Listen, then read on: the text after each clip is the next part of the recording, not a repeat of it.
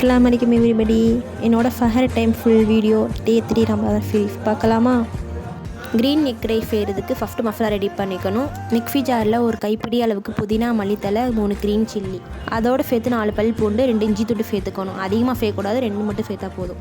அப்புறம் கட் பண்ணி வச்ச வெங்காயத்தை கொஞ்சமாக சேர்த்துக்கணும். வேணும்னா கொஞ்சமாக தக்காளி சேர்த்துக்கலாம். இது எல்லாத்தையுமே பேஸ்ட்டாக நல்லா அரைச்சிக்கணும். அப்புறம் தவாவில் ஆயில் ஊற்றி கொஞ்சமாக சீரகம் ஆட் பண்ணிக்கணும். சீரகம் நல்லா எண்ணெயிலே பொரிஞ்சு வந்ததுக்கப்புறமா நம்ம கட் பண்ணி வச்ச வெங்காயத்தை நம்ம சேர்த்துக்கணும். வெங்காயத்தை நல்லா எண்ணெயிலே ஃப்ரை பண்ணிக்கணும். நல்லா சீக்கிரமாக ஃப்ரை ஆனோன்னா கொஞ்சமாக உப்பு வேணால் சேர்த்துக்கலாம்.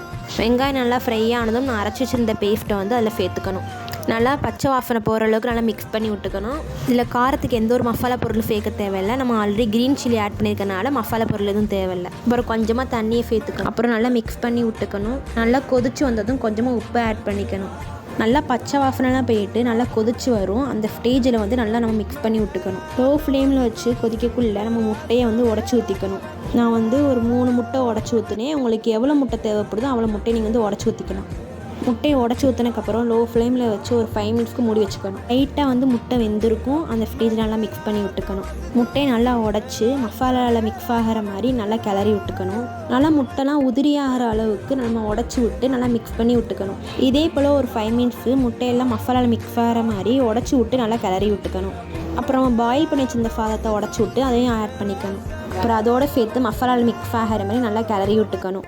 ஸ்பீடில் வச்சிடக்கூடாது, அடி பிடிச்சிக்கும். லோ ஃப்ளேமில் வச்சு நல்லா சாதம்லாம் உடச்சி கிளறி விட்டுக்கணும். சாதங்கள்லாம் நல்லா முட்டையிலையும் மசாலா மிக்ஸ் ஆகிற மாதிரி கிளறி விட்டு லாஸ்ட்டாக பெப்பரை ஆட் பண்ணிக்கணும். ஒரு வாசனைக்காகவும் ஒரு டேஸ்ட்டுக்காக தான் பெப்பரை ஆட் பண்ணுறோம். வேணான்னா ஸ்கிப் பண்ணிக்கலாம்.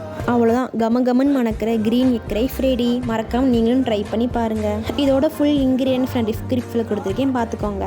அவ்வளோதான், ஃபஹருக்கு இந்த சாப்பாடை சாப்பிட்டாச்சு. சாப்பிட்டதுக்கு அதுக்கும் தூக்கமாக தள்ளிச்சு. பாங்குக்கு இன்னும் டைம் இருக்குது. சரி, அது வரைக்கும் ஒரு காஃபியை குடிப்போன்ட்டு எங்கள் அம்மா காஃபி போட்டு கொடுத்தாங்க.